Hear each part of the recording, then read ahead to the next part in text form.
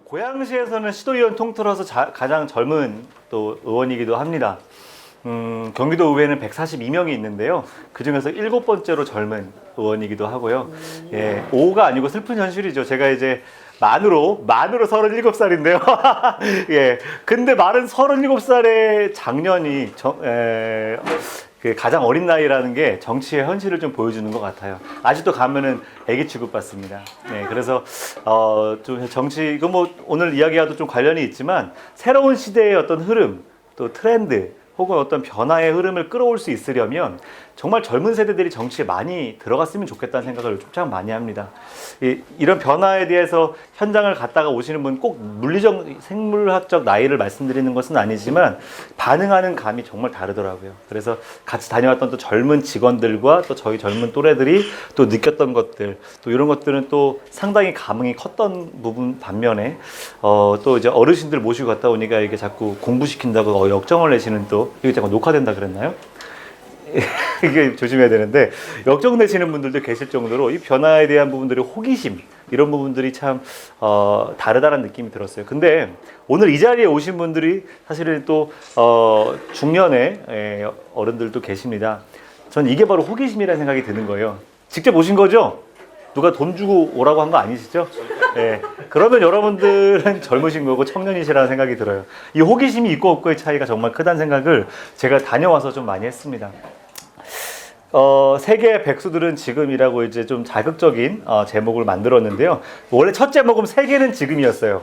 세계는 지금이라고 하려고 그랬는데 너무 뻔하다 그래서 앞에 있는 우리 나경호 쌤이 여기 백수란 이름을 넣었습니다. 근데 넣고 나니까 그럴싸했었어요. 예. 왜 그럴싸했는지는 이따가 설명을 드릴게요. 네, 여기 제가 제 호예요. 제 호. 예. 젊은 놈이 무슨 호냐고 또 혼내실 텐데, 또 혼났어요, 실제로. 야, 이 젊은 놈이 무슨 호야! 그랬는데 이제 제가 그냥 장난삼아 강의할 때마다 늘 하는 백성들의 든든한 바위. 그래서 백성민 바위암. 그래서 미남 신정현이에요. 다 같이 읽어주세요. 시작! 미남 신정현. 감사합니다. 미남 신정현입니다. 이럴 때는 웃으면서 막 쉬는 거예요. 아이고. 예, 예. 특별히 막 너무 딱딱한 강의 방식을 저는 좋아하지 않고요. 이렇게 또 농담도 하고 웃으면서 박수도 치고 그래서 오늘은 강의라기보다도 정말 보고하는 자리라고 좀 봐주시면 좋겠습니다. 예, 일단 시작을 해볼게요. 자, 이제 백수라고 표현을 했을 때 이 백수를 네이버로 찾아보니까 한 푼도 없는 처지에 특별히 하는 일도 없이 빈둥거리는 사람을 속되게 일컫는데요. 그래서 우리가 보통 통상적으로 백수라 하면 이렇게 알고 있죠. 예. 아무것도 갖고 있지 않은 손, 뭐 이건 저도 이번에 처음 알았고요. 저는 그런데 제가 생각하는 백수는 이렇게 좀 정의를 합니다. 자기 시간의 주인이 되는 사람, 누구의 지시나 명령에 의해 살지 않는 사람, 기존의 틀에 매여서 기존의 틀에 흘러가듯이 사는 사람이 아니라 내 시간의 주인이 되어서 지금의 틀에서 한 발짝 벗어나서 내가 원하는 무언가를 시도하고 도전해도 조금의 거리낌이 없는 사람을 전 백수라고 정의를 했어요. 그 대담함, 담대함이 있는 사람들. 제가 활동했던, 지금도 활동하고 있는 리듬이라는 공동체에 그런 백수들이 여럿이 있었습니다. 그 백수들이 모여가지고 자기 시간의 주인, 누구에게 지시받고 누구에 의해서 뭔가 하지 않아도 하고 싶은 것, 되고 싶은 것, 만들고 싶은 것들을 할 수 있는 자기 시간의 주인이 되고 나니까 많은 변화를 지역사회에서 읽어냈다라고 저는 생각하는데요. 바로 세계를 가보니까 이런 백수들이 정말 많았다라는 거를 좀 말씀드리고 싶었습니다. 이렇게 소위 말하는 좋은 스펙 쌓고 그래서 더 좋은 일자리로 가서 소위 말하는 이 좋은 연봉을 받는 이 멋진 이 인생 그것이 멋지다고 정의 내리는 이런 이제 삶을 사는 많은 사람들에게는 이런 말도 안 되는 이야기들이 우스꽝스러운 이제 정의라고 느껴질지 모르겠지만 바로 그런 주류에 휩쓸리지 않고 다르게 세상을 보는 그래서 그 다르게 세상을 보는 소수의 몇몇이 바로 한 나라, 한 사회, 한 공동체를 변화시키고 있다는 것을 이제 경험을 했습니다. 참고로 지금 이 내용들은요, 소개드리는 내용은 경기도 의회에서 다녀온 국외 연수예요. 여러분 예천군에서 이번에 한번 갔다가 된통 온 국민의 지탄을 받았던 그 국외 연수 기억하시나요? 예, 술 먹고 가이드 두들겨 팬다. 네, 맞습니다. 예, 술 먹고 가이드 두들겨 패고 막 이제 그랬던 의회가 많았던 것 같아요, 기존에. 그래서 어디든 이제 해외로 나가면 가장 진상인 그 손님들이 한국에서 오는 그 지방의회 의원님들이 많았다라고 저도 얘기를 들었는데요. 그래서 사실은 요번엔 좀 다르게 하고 싶었습니다. 앞서서 말씀드렸던 것처럼 또 젊은 사람이 의회에 들어갔을 때는 이런 것에서부터 좀 변화를 일궈내야겠다는 생각을 했어요. 그래서 오늘 자료에 담지 않았지만 국회의원수를 떠나기 전에 의원님들 모두에게 설문을 같이 한번 돌려봤습니다. 가장 배우고 싶은 것, 알고 싶은 것, 정책의 꼭지로 만들고 싶은 것이 뭔지를 딱 이제 물어보고 5가지 키워드를 거기서 뽑아냈어요.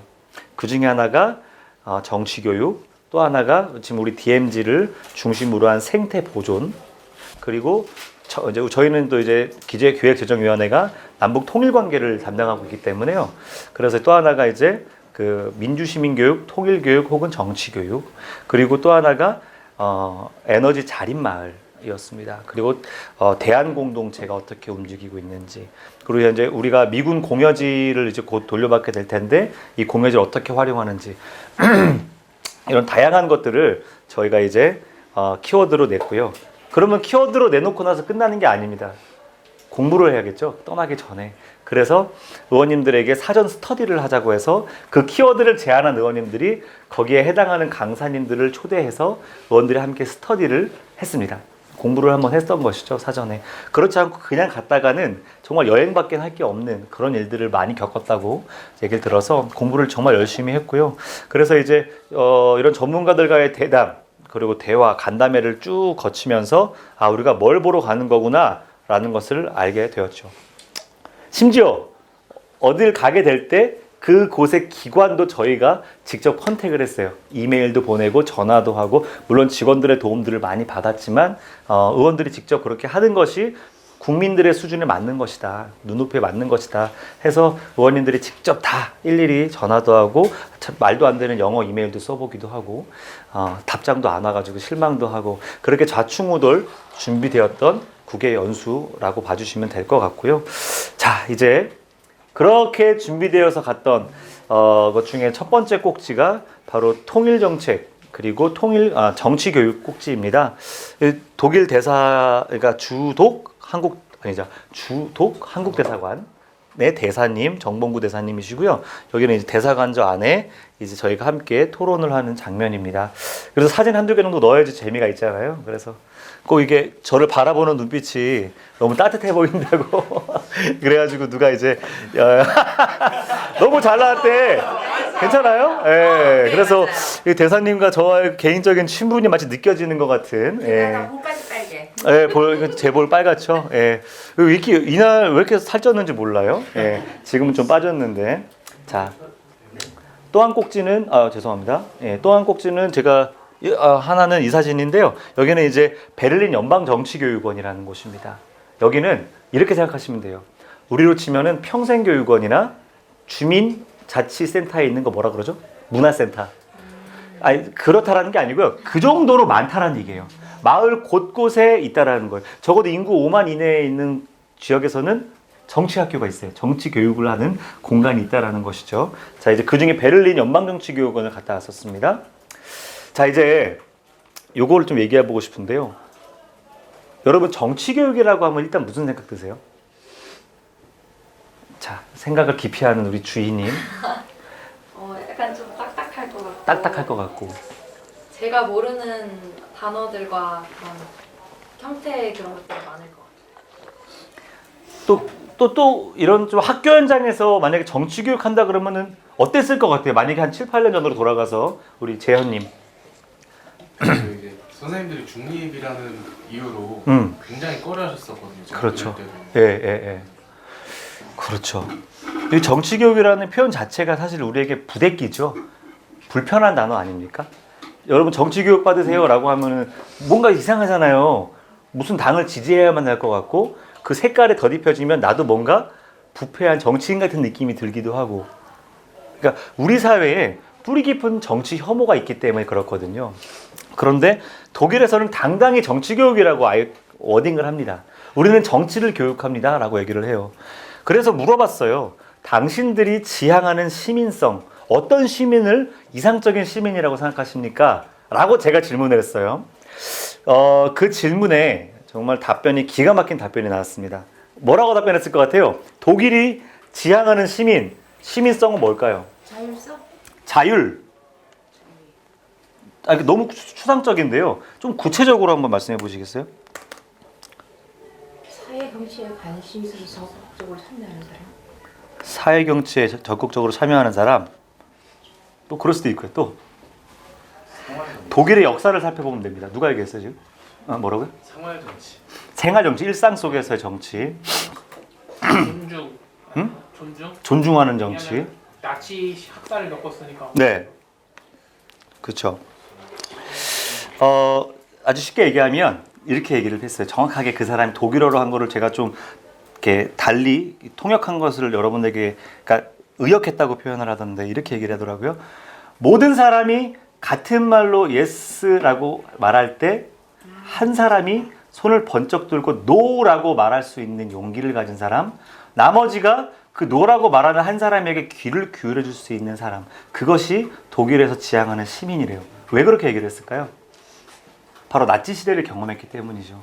전체주의를 경험했던 하일 히틀러라는 모든 구호를 외치면서 한 사람의 입에서 나오는 말이 온 국민의 손가락, 발가락의 움직임까지 통제했던 그 시대를 경험했잖아요. 그런데 다른 말을 하는 누군가는 살아남을 수가 없었던 시대였대요. 그런 시대에 독일은 전 세계에 고통과 아픔을 줬다 이렇게 표현을 하더라고요. 그런 나치즘으로 인해서 자기는 어떠한 다름과 차이점 그리고 느림을 허용하지 않았대요. 그래서 나치즘이 있었던 시대에는 죄송하지만 장애인분들이 다 학살을 당했습니다. 예. 온전하지 않다라는 이유로. 그래서 차이와 느림을 허용하지 않았던 그 시대를 본인들은 가장 부끄러운 역사라고 표현을 했어요. 독일인의 입에서 그분의 얘기로. 그래서 어떤 누구라도 다 똑같은 말을 할 때 이것이 맞다라고 말할 때 no라고 말할 수 있는 그 한 사람이 우리에겐 너무나 필요하고 소중하다라고 얘기를 했고요. 그 한 사람을 향해서 너는 틀렸다고 손가락질하는 것이 아니라 왜 그런지라고 들어줄 수 있는 사람들, 그 사람들을 우리는 만들어내고자 한다. 이렇게 이야기를 하더라고요. 그리고 또 인상 깊었던 것은 차분히 들어준다라는 얘기를 하더라고요. 왜 그런지 들어준다. 듣는 연습, 듣는 그런 어떤 연습이 되어 있다라는 얘기 같았어요. 그러니까 저희는 노라고 말하는 사람들을 손가락질하면서 너 나가. 우리 어릴 때 뭐라 그러죠? 선생님이 앞에서 막 칠판하고 있으면은 선생님이 이 막 쓸데없는 얘기하는 친구 같이 손 들고 말을 하면 너 나가 이러죠. 우리 그게 너무 익숙하잖아요. 선생님이 다 한 마디에 모두가 다 동의해야 되는데 어찌 보면은 머나먼 전체주의 시대를 굳이 떠올리지 않아도요. 우리가 어린 시절에 배웠던 학교의 문화도 그랬던 것 같았어요. 우리 학교에서 정치 교육이 이루어질 수 없는 이유가 그렇겠구나라는 생각을 그 자리에서 했었습니다. 그러면은 어떠세요? 제가 질문 한번 드려보면 한국 사회가 지향해야 될 시민은 어떤 모습일까요? 정책에 대들지 마라. 정책에 대들지 마라. 아니요, 그거는 이제 지금까지 그랬다면은. 아니 지금까지 그거를 지향해야 할. 앞으로 우리는 또 독일의 정치, 그 얘기를 드려야겠네요.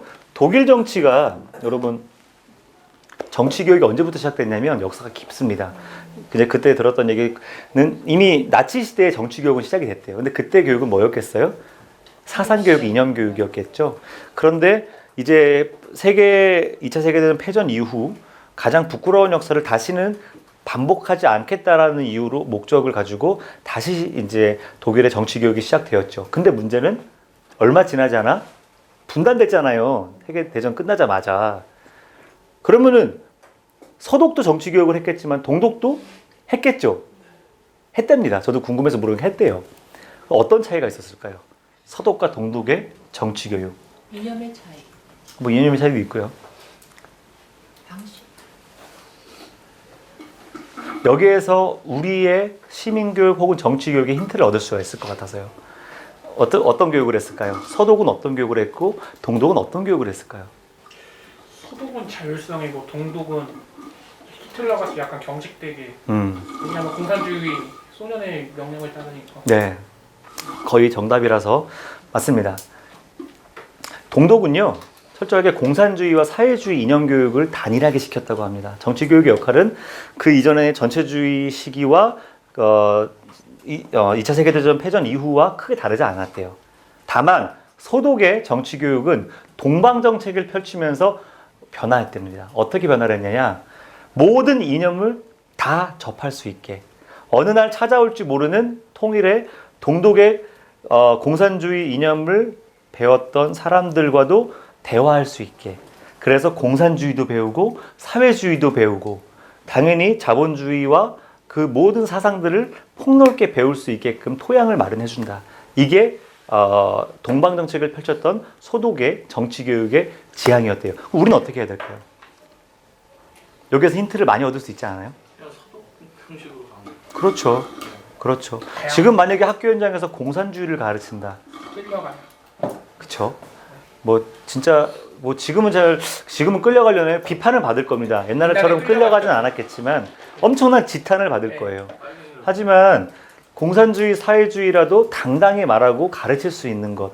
내가 공산주의를 지지한다라고 말해도 손가락질로 밟고 나가라고 말하지 않는, 사실 그런 정치 교육이 우리 사회가 지향하는 통일 교육의 진짜 모습이 아닐까라는 생각을 그때 했었습니다. 예. 이건 제 생각이니까 동의 안 하셔도 상관없어요. 예. 나중에 또 여러분들 생각도 말씀해 주세요. 혹시 다른 생각 있으신 분 있으세요? 거기에 대해서? 응? 아직 없다고요. 없으세요? 네. 선생님만 없는 걸 수도 있어요. 기다려줘야 됩니다. 누가 말씀하실지 모르니까. 이것도 되게 재밌는 이제 이야기였습니다. 이제 통일 이후에 동서독 간의 주민들의 이질감, 그거 어떻게 극복했을까요? 어떻게 했을 것 같으세요? 자꾸 어울려. 뭐라고요? 자꾸 어울리게. 아, 어울린다. 어울리게 한다. 그리고요? 종교랑 시민단체가 교류가 되게 활발했던 거예요. 맞아요. 예. 종교단체, 시민단체, 문화단체, 예술단체들이 교류를 참 많이 했어요. 예. 서독 측에서 통일이 되면서 아무래도 실업률이 높아지니까 재정을 많이 써야지 않았을까요? 동독 뭔가 대단한 걸 했을 것 같잖아요. 통일됐으니까. 통일교육도 대단하게 변화했을 것 같죠? 근데 제가 들은 대답은 생각보다 그닥 대단한 게 없었어요. 서독은 서독대로 정치교육을 했어요. 동독은 동독대로 변화된 정치교육은 했죠. 공산주의를 똑같이 전달하지는 않았지만 뭔가 이념을 알려주고 가르치는 일은 했습니다. 근데 소독은요, 이렇게 얘기를 하더라고요. 정치교육을 하되 강요하지 않는다. 뭔가 이질감을 느끼는 동독 주민들이 누구든 원해서 정치교육을 받고 싶다 그러면 얼마든지 문을 열어준다. 모든 정보를 제공해주고 최고의 커리큘럼을 무료로 제공해주고, 하지만 본인이 원치 않는데 이걸 받으라고 강요하지는 않는데요. 이거 좀 신기하지 않아요? 뭔가 이젠 통일됐기 때문에 이질감 극복을 위해서 우리 뭔가 해야 될 것 같잖아요. 그죠? 뭔가 계몽해야 될 것 같고 빨리 조작해서 바꿔야 될 것 같고, 저는 그래서 그게 너무 궁금한 거예요. 통일된 우리도 그걸 준비해야 되니까. 근데 답변이 너무 싱거웠어요. 그들이 스스로 원할 때까지 기다렸다. 네, 이렇게 설명을 하더라고요. 그러면 그 이질감을 극복했는가? 아주 명쾌하게 대답했습니다. 아직도 30년이 지난 지금도 극복하지 못했다. 지금 서로가 어떻게 서로를 욕하고 놀리냐면, 동독은 서독인들을 향해서 자만스러운 교만이 가득 찬 독일놈, 이렇게 한대요. 그걸 독일어로 되게 재미나게 표현을 하던데 기억이 잘 안 나요. 그러면은 서독은 동독을 향해서 뭐라 그럴까요? 돈만 많이 빼가는 그런. 아니, 고집센 가난뱅이 같이 이렇게 놀린다는 거예요. 예. 서로의 아킬레스건을 정확하게 견드리고 있죠. 지금도 이 이질감을 극복하지 못했다라고 표현을 하지만, 그럼에도 불구하고 바로 독일의 정치 교육이 지향하는 것, 예. 각자가 서로가 다르다라는 것으로 인해서 강요하지 않는다. 이렇게 바뀌지 않느냐, 왜 바꾸지 않느냐라고 그 사람을 압박하지 않는다. 요 내용이 저는 되게 와닿았던 것 같아요. 우리는 어떨까요? 우리 북한에서 오신 분들이 북한에서 가지고 있던 사고방식 혹은 생활 양식, 말투, 모든 것들이 여기 들어오면서 일반적으로 교정된다고 표현을 합니다. 교정되죠? 예. 일부 생활 양식이나 경제 체제에 대한 이해는 필요하겠지만 마치 이전에 있었던 것들이 마치 전혀 쓸모없는 버려질 무언가로 느껴진다고 이렇게 이야기를 해요. 북한 이탈 주민들이. 근데 그 자체를 바꿔야만 하는 것으로 느껴졌기 때문에 본인은 거기에 대해서 거부할 수 없었다라고도 이야기합니다. 그러니까 북한 이탈 주민들이 그렇게 설명을 해요. 우리가 본받아야 될 것이 무엇인지를 좀 알게 됐던 것 같습니다. 최근에 독일의 정치 상황이 이래요. AfD라고 하는데 혹시 들어보셨어요? 그 동독우리아 그 독일 무슨 대안인가 이거 없나 보죠? 뭐가요? 마카. 저기 있구나. 예. 무슨 대안인데 AfD라고 하는 극우 정당이 2013년에 만들어졌습니다. 처음 만들어졌을 때만 해도요, 메르켈 총리가 하고 있는 그냥 그 정책에 대해서 딴지 거는 정당이었대요. 딴지 거는 정당 처음 생길 때만 해도. 그래서 그냥 우스갯소리 같이 들렸고 마치 코미디에서 나올 만한 얘기처럼 들었던. 그런데 2015년 이후에 난민 정책이 갑작스럽게 확장되고 120만인가요? 130만인가요? 시리아 전 이후에 난민들이 갑작스럽게 몰려왔고 메르켈은 유럽을 선도하는 국가로서 모범적으로 이 난민들을 받아들이는 데 앞장을 섰죠.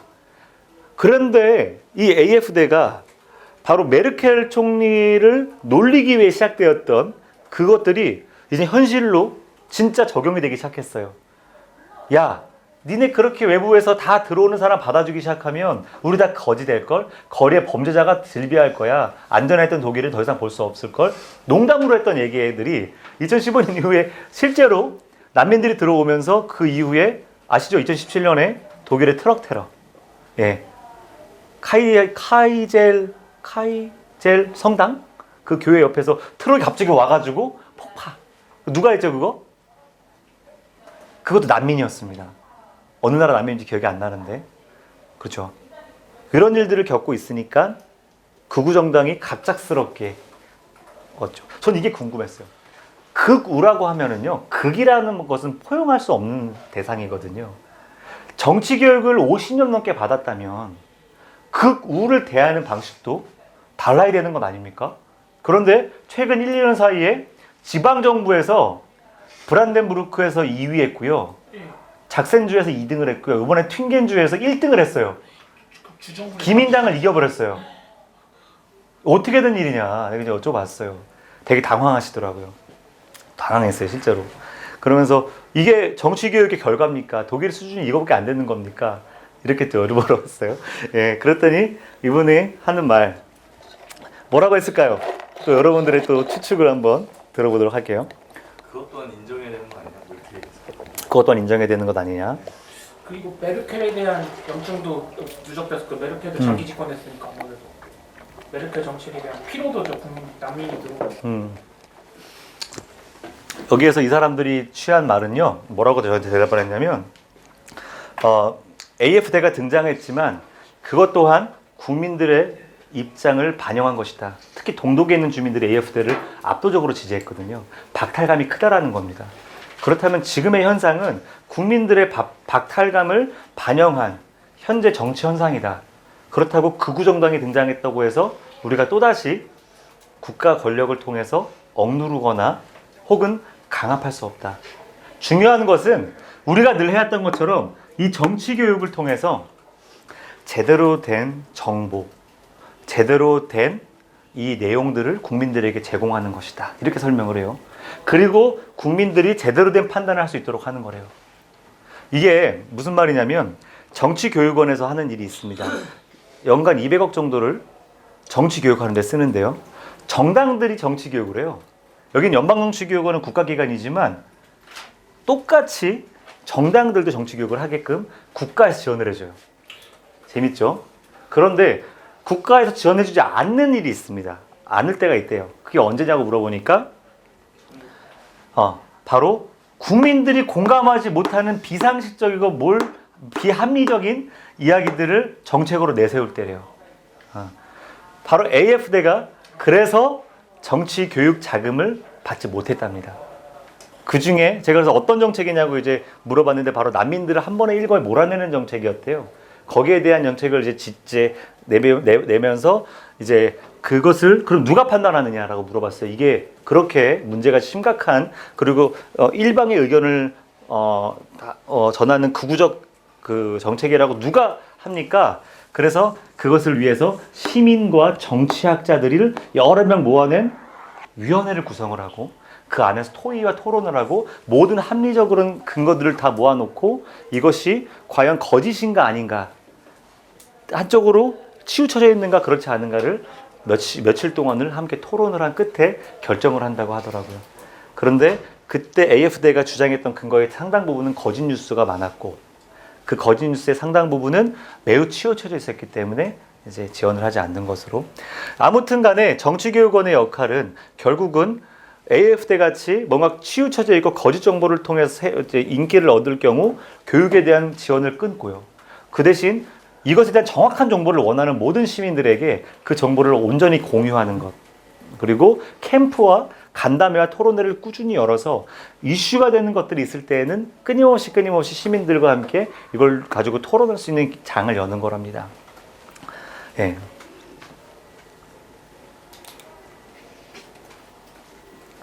네, 방금 얘기했던 것인데요.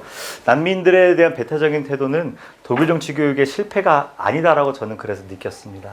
네, 여전히 독일 정치 교육이라는 것은요, 바로 우리가 예측하지 못할 외부적 상황에 의해서 국내 정치적 상황들이 격변했을 때 이것을 대하는 독일인들의 태도일 거라고 저는 생각을 해요. 지금처럼 갑작스러운 극우, 극좌가 득세를 할 때 독일 국민들은 어떻게 이것을 합리적으로 받아들일 수 있는가? 그리고 100여 년 가까이 만들어져 왔던 독일의 정치 교육은 이것을 어떻게 시스템을 통해서 제대로 된 정보를 제공하고 시민들이 올바른 판단을 할 수 있게끔 보조의 역할을 할 것인가? 요것에 저는 독일 정치 교육의 성공한 실패가 있다고 생각합니다. 그런 점에서 독일 교육은 실패하지 않았다 이렇게 생각을 하고요. 보이텔스바흐라고 들어보신 분 계세요? 없으세요? 예. 예, 보이텔스바흐는요, 보이텔스바흐라고 하는 한 작은 마을에 모여서 이 과거에 이 전체주의 또 한 군데 치우쳐져 있는 극우 극자의 정치 교육을 어떻게 극복할 것인가를 함께 모여서 의논을 했습니다. 지금의 독일 정치 교육이 헌법이 되었는데요. 지금 이 보이텔스바흐는 그렇기 때문에 연방정치교육원을 비롯한 모든 정당 내의 정치교육원 내에서도 동일하게 적용이 됩니다. 정치교육에서 어떠한 교화와 주입식 교육을 금지한다라는 거예요. 안 보이시면 잠깐 껐다 꺼서 해주시죠. 예. 제가 그냥 그래서 무슨 말이냐면, 자, 우리 정당은 이걸 지향해. 우리 정당은 이렇게 하는 것을 가장 이상적으로 여기에 동의해야 된다가 아니라요. 동의하지 않는 사람들도 그 정당은 허용해야 되는 것이고요. 그것을 꼭 동의해야지만 정당원으로 받아들여서는 안 된다는 겁니다. 예. 아까 앞서서 말했던 모두가 예스라고 말할 때 노라고 말할 수 있는 한 사람을 키워낸다라는 것, 그것이 바로 여기에 부합하는 것 같고요. 논쟁이 되는 사안은 논쟁 중인 것으로 그대로 소개를 합니다. 우리는 그렇지 않죠. 우리 이렇게 생각합니다라고 정당의 입장을 그대로 얘기를 하면서 여기서 결론을 내려고 하죠. 하지만 논쟁적인 것들은 논쟁적인 것으로 그대로 소개를 하고 또 쟁점이 있을 때 그 쟁점의 반대 논리도 모두 소개해야 되는 것이 정치교육의 핵심입니다. 예. 이 또한 우리가 지금 현재 경험하는 일반적인 정치교육과는 많이 달라요. 제가 민주당에 들어가 있고 민주당원으로 또 있지만 정당 내 정치교육은 사실은 정치교육 중에 바로 쟁점의 반대 논리를 소개받기는 쉽지 않습니다. 예. 반대 논리에 대한 비소, 우스갯소리들은 있지만 이것을 진지하게 의견의 차이로서 존중하는 것을 보기가 어려워요. 이게 비단 민주당만이 아니겠죠. 기성정당들이 대부분 갖고 있는 것이고요. 당면한 정치 상황과 자신의 입장을 분석한 뒤에 자율적으로 자신의 결론을 도출할 수 있도록 해야 된다는 겁니다. 예, 결과를 정해놓고 그 사람에게 교육하는 계몽주의 방식이 아닙니다. 이제 켜주세요. 네, 자, 이 보이텔스바흐에서 저는 이제 우리나라의 통일교육의 힌트를 좀 얻었어요. 제가 통일교육을 담당하는 상임위에 있는데요. 우리나라 통일교육은 어떻죠? 과거서부터 지금까지 항상 변함이 없었습니다. 반공교육, 안보교육, 또 통일교육, 지금의 평화교육의 전환기에 이르기까지 여전히 현재도 국가에서 교환을 만들어 놔요. 이것은 통일이고 여러분들은 통일을 지지해야 되라는 결론을 나누고 우리의 소원이 통일이라는 것을 인정할 때까지 가르칩니다. 그죠? 그럼 보이텔스바흐라고 하는 독일의 정치 교육과 지금의 우리는 너무나 차이가 크죠. 그렇죠? 그래서 어떤 상상을 했냐면 통일을 전제해 놓고 가르치지 말자라는 겁니다. 네. 무엇이 통일이다, 일국가 이체제 이런 거 가르치면서 이것이 통일이다라고 가르칠 게 아니라 통일을 말하기 전에 통일이 무엇인지부터 정의를 하는 거예요. 당사자들이. 그리고 통일을 말하기 전에 지금 살고 있는 분단의 이 문제가 무엇인지부터 성찰하게 하는 것이죠. 그렇게 해서 논쟁이 되는 상황들은 논쟁 중인 것으로 다 소개하고요. 그래서 이 분단 체제에서 우리가 어떠한 이 차이를 갖고 있는지 우리의 시각, 정치적 견해들을 다 꺼내놓고요. 그러면서 자신의 입장들을 거기서 자율적으로 이야기하면서 내가 생각하는 통일은 누구나 각자의 정의로 말할 수 있는 그런 교육 방식으로 전 전환돼야 된다고 생각을 했어요. 네. 실제로 그렇게 돼야 되는 이유는요. 이제 더 이상 과거에 우리가 통일교육을 지금 우리나라의 통일교육은 딱 하나입니다. 통일교육원에서 내놓고 있는 통일의 이해라는 책 한 권이에요. 매년마다 리뉴얼돼서 학교에 뿌려지고 있습니다. 어떠한 이론도 거기서 끼어들지 못하죠. 그런 점에서 저는 독일의 보이텔스바흐라고 하는 이 이제 합의가 앞으로 우리나라의 정치 교육 혹은 통일 교육에도 반드시 필요하겠다. 이것은 왜냐하면 우리나라의 정치 사상 이념적 다양성들을 품어낼 수 있는 시민성이 그 어느 때보다도 필요하기 때문이다. 저는 그렇게 생각을 했습니다. 혹시 이견 있으시면 또 번쩍 손 들고 편하게 말씀 주세요. 이게 참 재밌었습니다. 남북 교류협력 사업에 대해서 한번 이거는 대사님한테 물어봤어요. 독일 대사님. 아까 저를 이렇게 사랑스러운 눈빛으로 바라보시던. 자, 이분이 제가 이제 너무 궁금한 거예요. 그러니까 통일 이전에 독일은 어떤 교류 사업을 했는지 너무 궁금해서 그 경험을 바탕으로 저기 우리가 할 수 있는 걸 한번 말씀해달라 했더니만 이제 재미난 제안을 했습니다. 한강 하구에 보면은요, 그 초평도라고 있어요. 초평도. 잘 모르시죠? 예, 잘 몰라요. 사람도 별로 안 사는, 사람이 없다라고 볼 수 있는.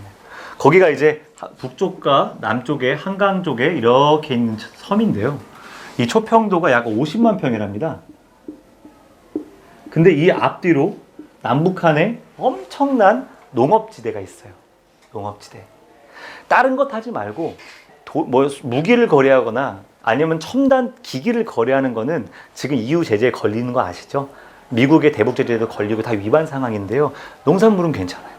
그러면 여기에서 마치 개성공단과 같이 농작물을 마음껏 교환하는 남북 간이 각자 경작한 것을 하는 농산물 장터를 평화장터를 만들어 보면 어떻겠느냐 제안을 하더라고요. 어떠세요, 여러분? 좋아요. 너무 재밌지 않아요? 그죠?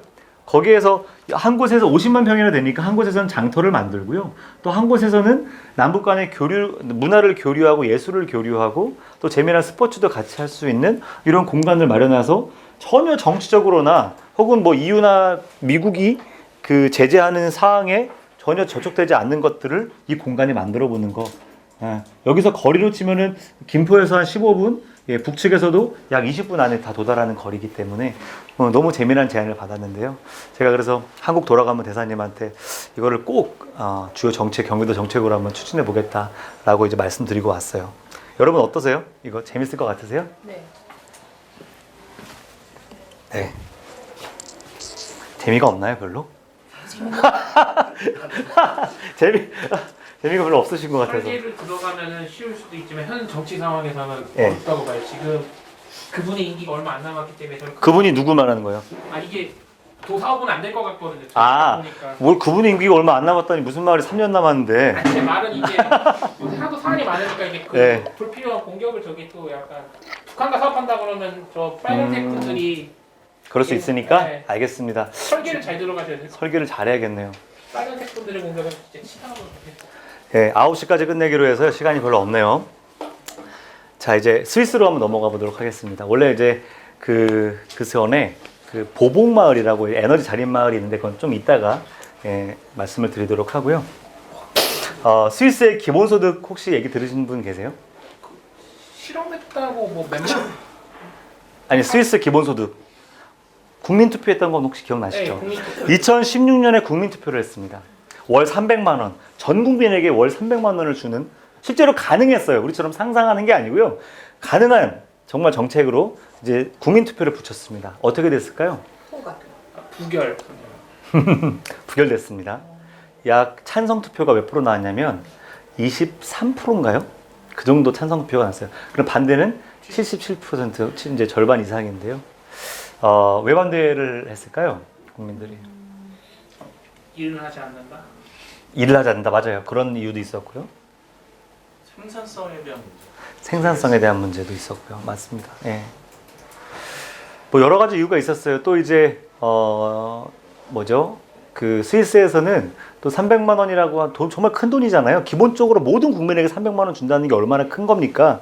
근데 그 돈을 주기 위해서는 기존의 복지 정책들을 축소했어야 됐어요. 요람에서부터 무덤까지라고 하는 탄탄한 이 복지 정책을 축소하는 전제로 이제 300만 원이라는 것을 우리가 추진할 수 있다라고 했기 때문에 사실은 이제 그런 지점에서는 기존의 복지 정책을 훨씬 더 지지하는 국민들에게 반대를 샀던 것이죠. 그런데 저희가 갔던 바로 여기가 이제 라인아웃이에요. 스위스 쭈리히에서 약 한 1시간 좀 안 되는 마을이고요. 정말 동화 속 마을 같이 예뻐요. 근데 라인아웃이잖아요. 인구가 몇 명이냐면요. 1,300명입니다. 예. 그 스위스는요, 연방국가예요. 스위스라 나라 덩어리는 그냥 우리나라의 절반 크기도 안 돼요. 정말 작습니다.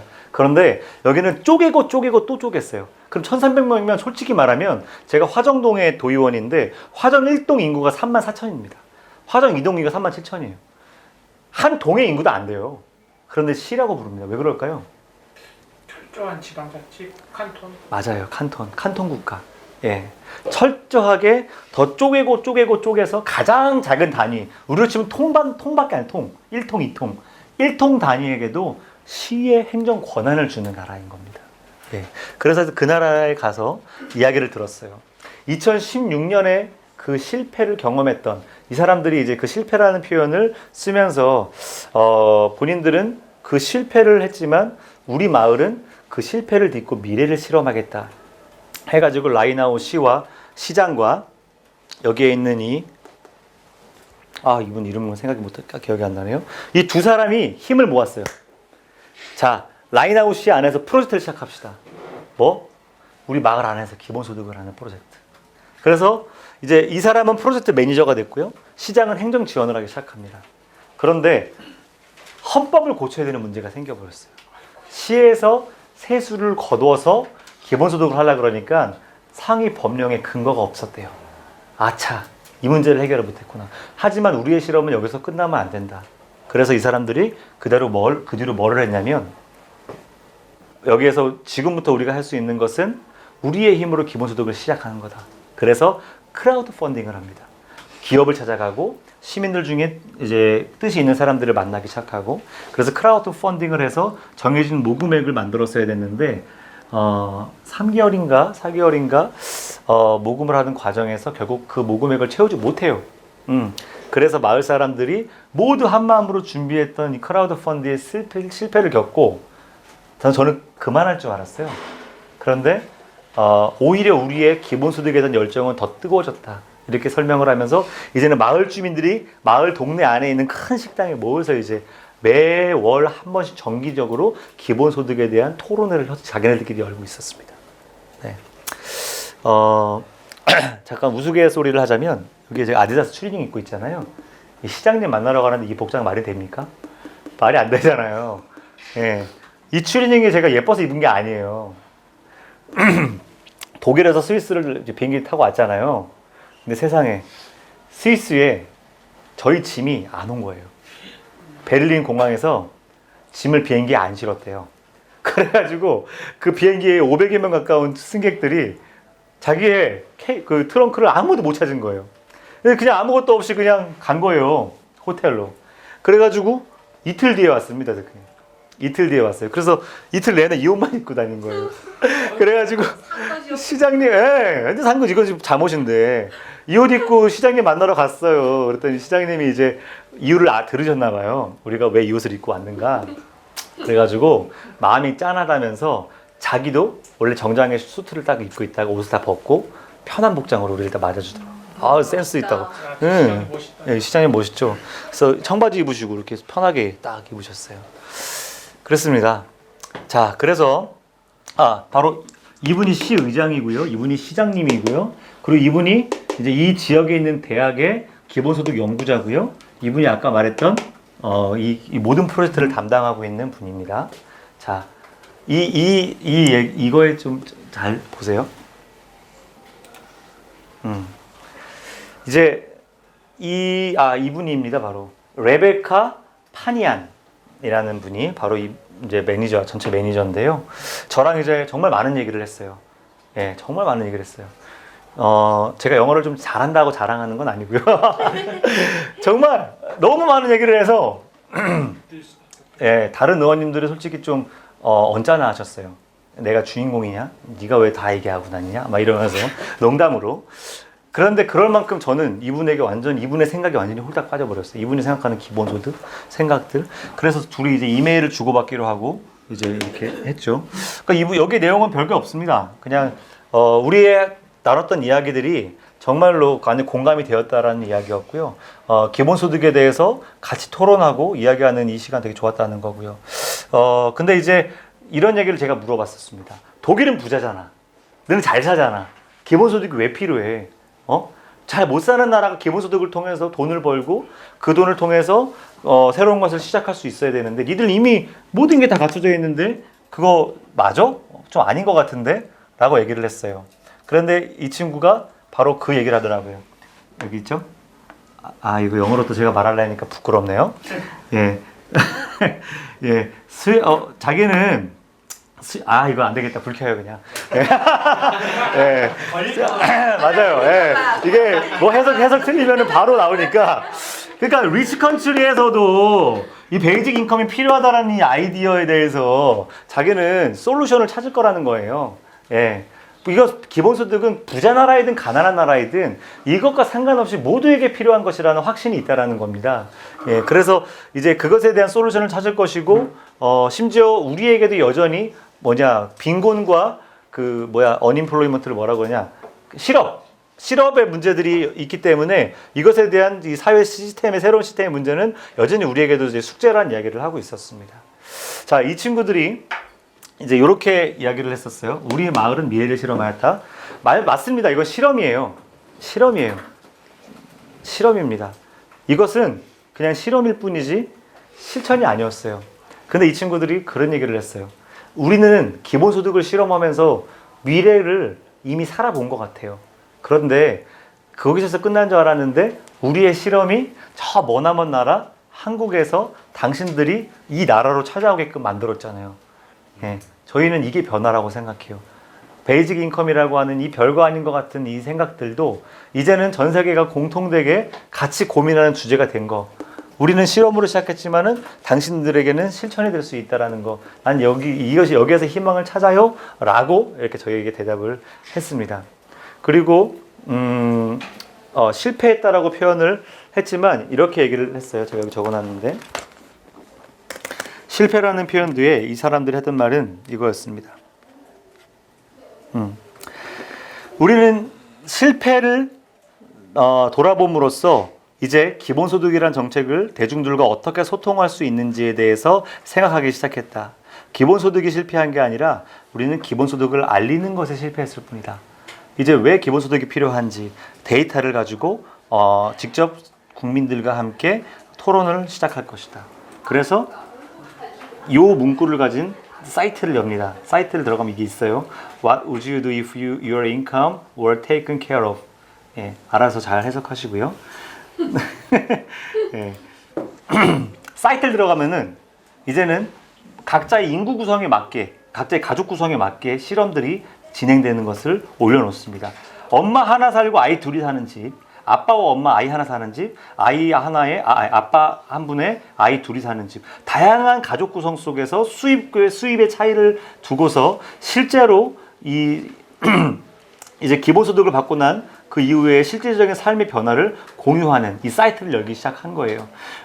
제일 중요한 것은 여기서 이 실험을 하는 과정이 가장 중요한 것은 바로 이 데이터베이스라고 하면서 더 많은 시민들이 자기가 자발적으로 바로 가족 구성, 수입 구조를 다 공개함으로써 이제는 기본소득이 왜 필요한지 또 기본소득을 받은 이후에는 어떻게 우리 삶을 변화시킬 수 있는지를 끊임없이 공유하고 매달 한 번씩은 모여가지고 그렇게 올라온 업데이트된 내용들을 바탕으로 우리는 또 토론하면서 결국 기본소득이 필요한 이유를 스위스 전반에 알리고 있다. 이렇게 이야기를 했습니다.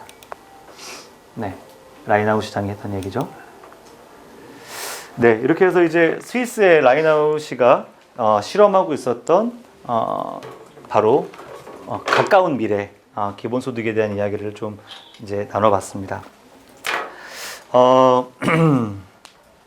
주민들의 열정이 너무 대단했어요. 아까 맨 처음에 보여드렸던 이 할아버지와 옆에 있는 이제 할머니 그리고 요 할머니 이분은 이제 주민 대표로 오신 분들이거든요. 예. 근데 이제 이분들은 이제 그런 얘기를 했어요. 우리는 불쌍하지 않다는 거예요. 하지만 스위스는 우리를 불쌍하게 만들고 있대요. 무슨 말이냐면 사회복지가 잘 돼 있잖아요. 근데 이게 사회 수단, 목적이 있는 거예요. 당신은 나이 들었기 때문에, 당신은 장애인이기 때문에, 당신은 실업자이기 때문에 우리는 불쌍하지 않다는 거예요. 우리는 우리 존재로 이미 충분히 훌륭하다는 얘기를 하는데 그것이 바로 기본소득이 우리에게 주는 자존감이다. 이렇게 표현을 했거든요. 예. 그래서 이분들은 매달 공부하면 공부할수록 지금 우리가 어떻기 때문에 받는 돈이 아니라 그냥 내가 나로서 시민으로서 살아가는데 최소한의 돈을 받는다. 이것이 우리에게 권리다. 권리라고 얘기를 했었어요. 우리에게 권리다. 예. 그래서 우리는 포기하지 않을 것이다. 이렇게 이제 이 할머니들도 이렇게 얘기를 저한테 해주시는 장면입니다. 되게 감동됐어요. 그 부분을 들으면서. 자, 이제 기본소득까지 갔고요. 시간 관계상 정말 드리고 싶은 얘기들이 너무나 많은데요. 지금부터는 PT 요거 한 꼭지만 PT를 쓰고 나머지는 PT 없이 그냥 빨리 진행을 하도록 할게요. 예. 사실 사진 자료가 정말 많았는데 다 어디 갔는지 못 찾겠더라고요. 혹시 날아가진 않았죠? 그거 못 찾겠어요. 어딘지 모르는 거야. 날아가진 않았어. 다행인 거죠. 아무튼 제가 다 찾았으면 다 찍은 거 보여드릴 텐데 이런 겁니다. 자, 이제 지금부터 보여드릴 곳은 에너지 자립마을 보복마을이라는 곳인데요. 이 보복마을은 1970년대 초에 원전건설 반대 운동을 통해서 만들어진 친환경 도시입니다. 태양광 등 신재생 에너지를 실생활에 이용하는, 그래서 이제 이 마을에는 다양한 형태의 친환경 에너지 주택들이 건설되어져 있어요. 이미 만들어져 있습니다. 이 중에서 이제 헬리오트로 예, 이것은 이제 정말 신기했어요. 건축가 롤프 디시가 설계한 원통형 3층 목조고 주택인데요. 제가 그림을 한번 그려볼게요. 정말 신기했는데 어떻게 생겼었냐면, 이것도 제가 찍었는데 죄송해요. 정말 죄송해요. 오늘 보여드렸으면 참 좋았을 텐데. 네이버로 찾는 게 많지 않나? 천재신데요?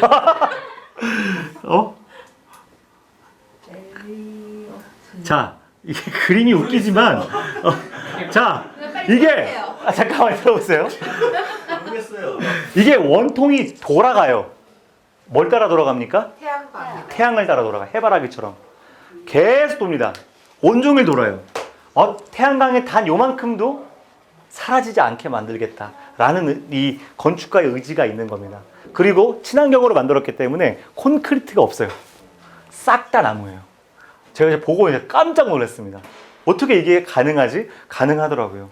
심지어 이게 만들어진 지 20여 년, 30여 년 가까이 돼가는데도 이거 맞나요? 그겁니다! 네, 바로 그거예요. 네, 바로 그거예요. 빠릅니다. 이거. 저게 원통이 돌아. 우리 옛날에 남산타워 기억나세요? 남산 식당 돌잖아요.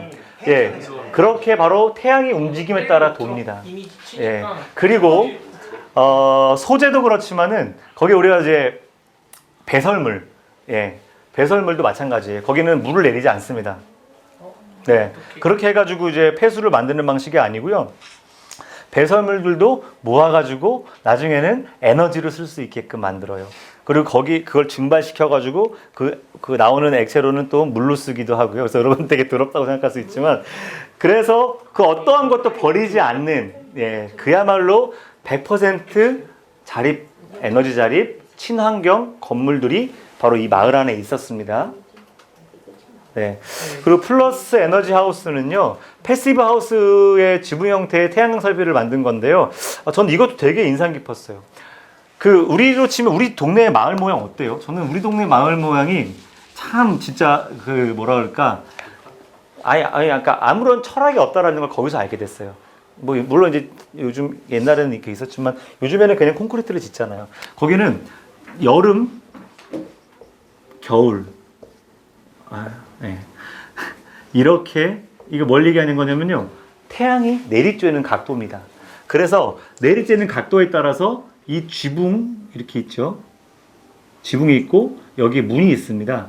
바로 이 여름 때는 여기 여름에 있는 햇볕을 받는 지붕의 각도, 여기 겨울에는 이 겨울에 햇볕이 그대로 투과되는 이 창문의 각도를 만들어 가지고 사시사철 햇빛이 이 집 안에 들어올 수 있게끔. 예, 그래서 이런 집이 여러 개가 쫙 있어요.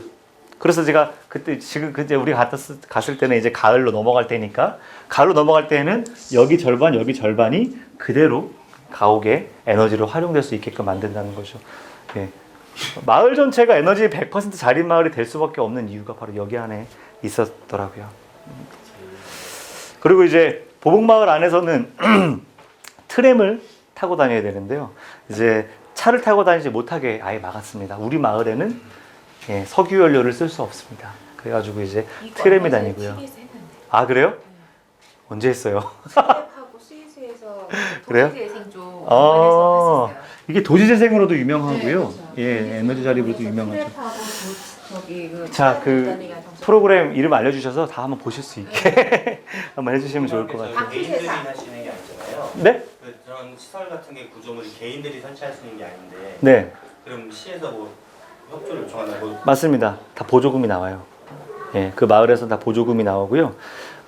그리고 이런 패시브 하우스 형식으로, 이거는 좀 다른 얘기인데요. 이 보복마을의 패시브 하우스 형식으로 건물을 짓습니다.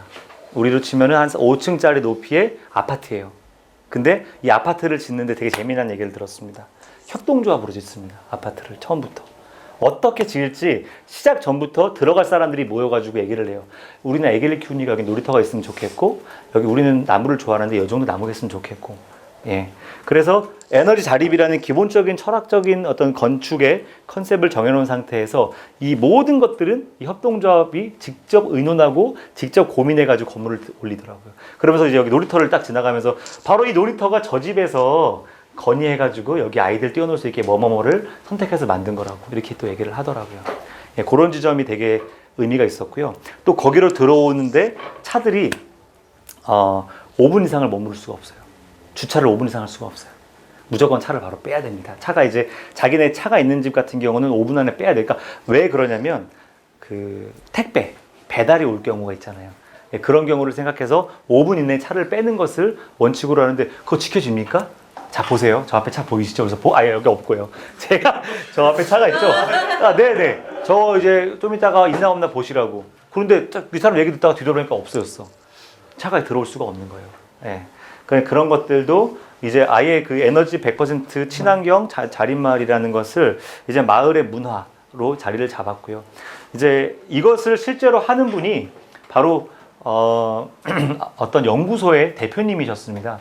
독일이 인준한 연구소가 있는데요. 그 연구소 이름 제가 지금 확실하게 생각이 안 나가지고 여기 못 적었는데 그 연구소에서 대표님이 나오셔가지고 이야기를 했는데, 보복마을, 그 프라이부르크 안에 있는 보복마을에서 시작을 했지만 이제 우리는 이 마을을 이제 독일 북부 지역 어디 거점을 만들어서 계속 확장할 예정이다. 이제 이렇게 얘기를 하더라고요. 한국에서도 이런 마을을 준비를 하기를 바란다라는 이야기를 들었습니다. 네. 자, 혹시 여기 질문 있으세요? 저기 혹시 자립마을에서 활동가분이나 시민들을 만나서 오시는 거예요? 그 사람이 활동가예요. 요 자료를 정보를 예. 에너지 자립 활동가. 예. 그분 신상이나 개인적인 소개 좀 하실 수 있어요? 예, 나중에 제가 연결해 드릴게요. 아니 그래요. 근데 뭐 이거 좀 아, 거기 가시려 그러는 게 아니고? 아, 대부분 뭐 그러니까 그러면 이걸 통해서 수입을 얻거나 예. 이렇게 하는 게 있는지 아니고 그 이제 그 지원금으로 운영되는 연구소라고 얘기를 했기 때문에 아마도 사업을 통해서 비즈니스 같이 하는 것보다는 아마 공공기관 같은 기능을 갖고 있는 곳이라고 보고요. 본인은 이제 아까 이야기했던 협동조합 혹은 이제 에너지 자립에 대한 어떤 활동가 성격을 띠고 있는 연구원이라고 표현을 했었어요. 예. 그 마을의 일종의 구 같은 개념인가요? 그 보건마을. 그렇다고 봐야죠. 예. 아 제가 그걸 물어보려고 했어요. 왜냐하면 저게 부수적인 기민당 같으면 그래도 어느 정도는 좀 혹시 저게 그래도 그나마 좀 뭐라고 좀 합리적인 분들이 계시니까 그래도 저게 네. 그렇죠. 근데 저 프로에서 가장 맨 끝에 강조한 게 무엇이었냐면 네. 시작은 어떤 그 일부 연구자들이 시작을 했는데 저기 주민들의 자발적인 참여와 협조가 전부 이루어냈다고. 핵심이었다고 하더라고요. 예. 그 부분도 정말 중요했다 이렇게 얘기하고. 지금 프라이블클의 보험마을은 100% 에너지 자립이 되고 있는 상황이에요. 예, 예. 그렇게 수입하거나 전혀 없이요. 예, 그러니까 원자력 에너지, 그러니까 화력 에너지로부터 받는 에너지를 제로로 만든 마을이라고 보시면 돼요. 예, 그렇게 보시면 됩니다. 근데 지금 서울시에서 내년부터는 건축 100회배, 1000회배 이상에 있어서는 제로에너지라 그래서 네네. 그거를 건축으로 심의를 지금 네. 각각의 건축 조례를 네, 바꿔놨는데 네, 당장에 2달이 남은 상태에서도요. 지금 여기처럼 어떤 거기에 대한 자문기관이나 그런 게 지금 형성이 되어 있지 않고 이거 법률만 지정이 되어 있거든요. 아, 그런가요? 네. 근데 이제 그렇게 보면 우리랑 여기랑 거꾸로 여기는 주민들이 자체적으로 협조해서 한다 그러면 네, 아직도 우리나라는 정책이 나라에서 어떻게 정하면 네. 거기에 우리가 지원금을 받아야 되고 거꾸로 흘러가고 있단 말이에요. 네. 우리나라의 아직 한계예요. 예, 그건 한계고요. 자, 이제 제가 딱 2개 지역만 간단하게 이제 PT를 너무 시간이 걸리니까 제가 그냥 간단하게 소개만 하고 질문 주고받는 시간을 갖도록 할게요. 예.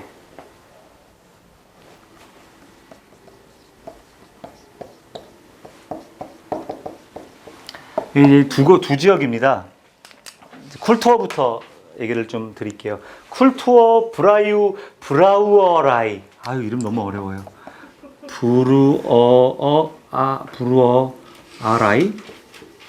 여기는 원래 맥주 공장이었습니다. 네, 맥주 공장이었던 곳인데요. 실제로 이제 이 맥주 공장이 운영이 되지 않고 그 지역 자체의 경제가 완전히 이제 어려워지는 과정 중에서 바로 이 맥주 양조장이 마을의 어떤 문화의 재생 공간으로 완전히 바뀌어 버렸었습니다. 이 쿨투어 브라이라는 데가 예, 이제 가봤을 때는 이제 뭐 완전한 상업 지역, 상업 공간으로 바뀌어 있더라고요. 예, 근데 이제 약 30년 이상 역사가 되어 있는 이 쿨투어 브루우어라이라는 이 공간이 왜 도시재생의 이제 사례가 되었냐면, 일단 이 공간을 내어줬던 이제 사업가, 그리고 이 지역 주민들이 모여가지고 이 공간을 살려야 된다라는 어떤 이 협동조합 형식의 협력 그 과정, 그리고 이제 그 이후에 그 이제 문화, 여기 쿨투어라는 게 문화란 뜻이고 컬처란 뜻이거든요.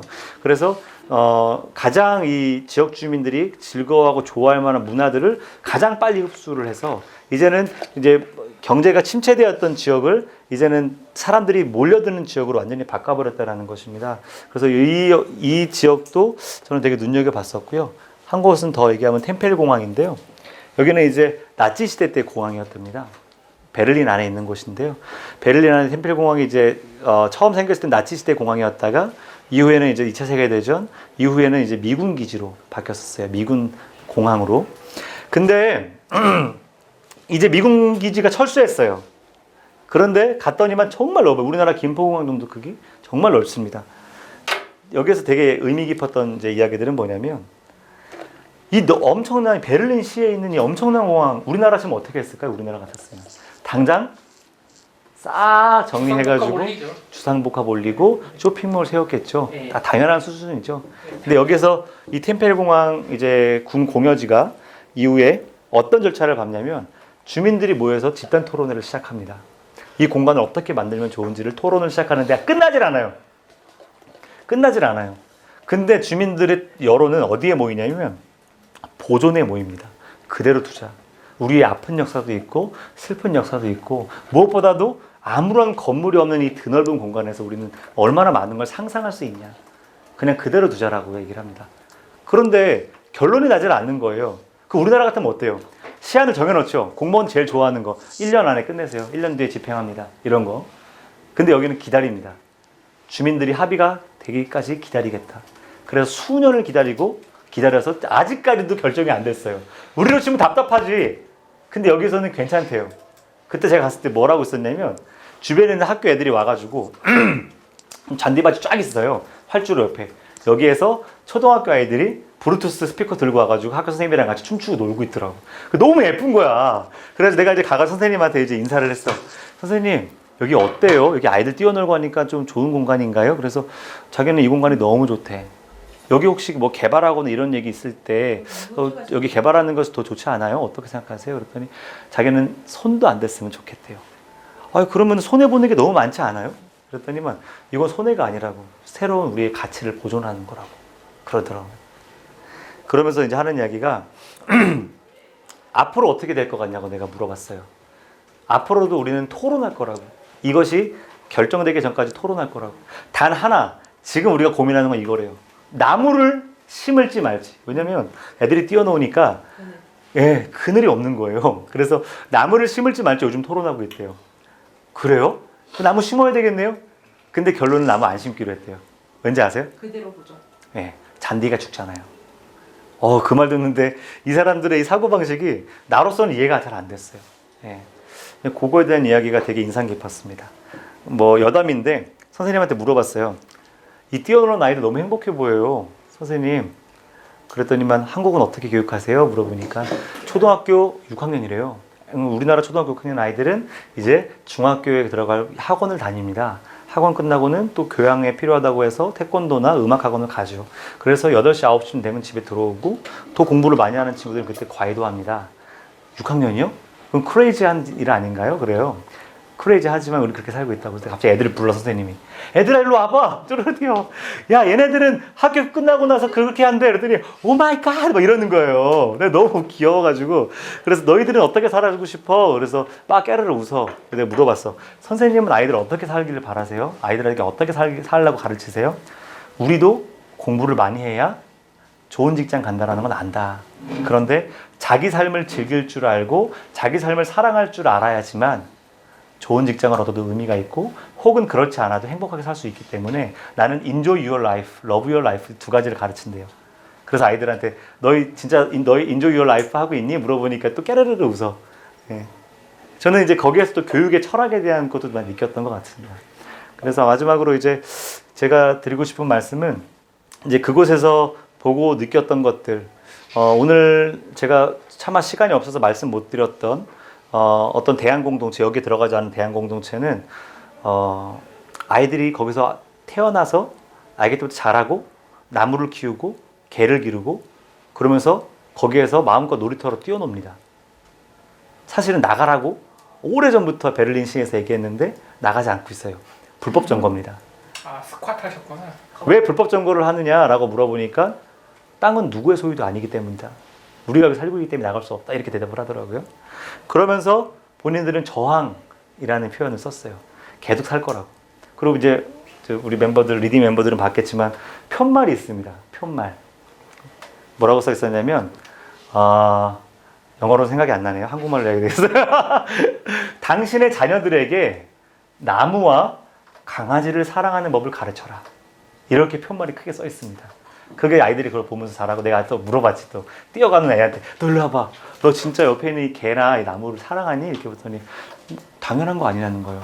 와, 그러면서 당신은 그럼 나무와 개를 사랑하지 않냐고. 난 되묻는데 사랑한다고 I love it too 막 이렇게 했는데 근데 그런 것이 참 이렇게 자라가는 과정에서부터 뭔가 다른 대안 공동체의 모습을 좀 본 것 같고요. 어떤 것도 일반화할 수는 없죠. 이것이 또 가장 좋은 대안 공동체라고 말할 수도 없고 쿨투어도 마찬가지고요. 또 템펠 공항을 바라보는 시선도 마찬가지일 것 같습니다. 다만 제가 이제 이걸 보면서 느낀 것은 우리와 같이 뭔가 트렌드, 유행 그리고 중앙정부의 방침에 의해서 어떠한 토론과 공감대 없이 추진되지는 않더라. 적어도 마을 안에서 템펠공항을 위해서 이제까지의 10년, 앞으로의 10년을 마음껏 토론해도 우리는 절대 조급해하지 않는다라는 이 마음가짐들. 예. 다 죽어가는 마을에 사람들이 모여들기 때문에 더 이상 개발되지 않아도 우리는 충분히 행복하다라는 그런 것들. 그리고 이 보북 마을처럼 지금 우리가 살아가는 이 세상에 더 이상의 원자력, 더 이상의 화력 필요 없다. 우리 스스로 해낼 수 있다라는 주민들의 의지와 참여로 정말 100% 재생마을을 만들 수 있다라는 이 상상의 실천들. 그리고 기본소득처럼 뭐 당장 우리가 상상할 수밖에 없지만 우리의 상상이 언젠가 실천이 올 거라는 믿음으로 1,300명의 온 마을이 시장님과 함께 이 프로젝트를 멋지게 추진하고 있는 이 모습들. 네, 그것들을 보면서 우리도 과감히 그런 것들을 실천해 볼 수 있어야 된다고 생각을 했고요. 다시 백수로 돌아가서 이야기를 마무리하자면 저는 이분들을 바로 백수로 바라봤습니다. 네. 자기의 시간, 자기가 주어져 있는 직책, 자기가 주어져 있는 삶의 모든 것들을 누군가에 의해서 움직여지는 피동적인 존재가 아니었어요. 본인들이 꿈꾸는 것, 해야 하는 것, 하고 싶은 무언가를 위해서 대담하게 자기 시간의 주인이 되고 그것들을 실행해보고